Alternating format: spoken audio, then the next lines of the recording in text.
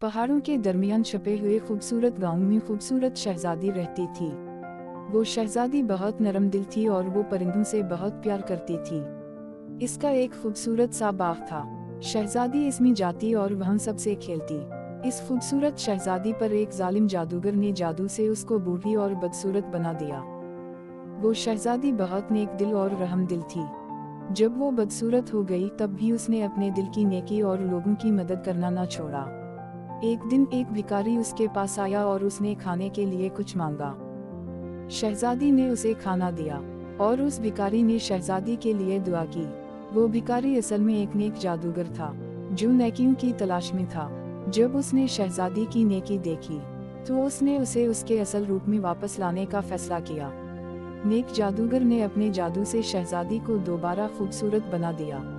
शहजादी की नेकी और रहमदिली ने उसे दोबारा उसकी खूबसूरती दिला दी। उस दिन के बाद शहजादी ने लोगों की मदद करना और ज्यादा बढ़ा दिया और उसकी रियासत में खुशहाली आ गई। उसी तरह नेकी हमेशा अपने आप को साबित करती है और हमेशा कामयाब होती है।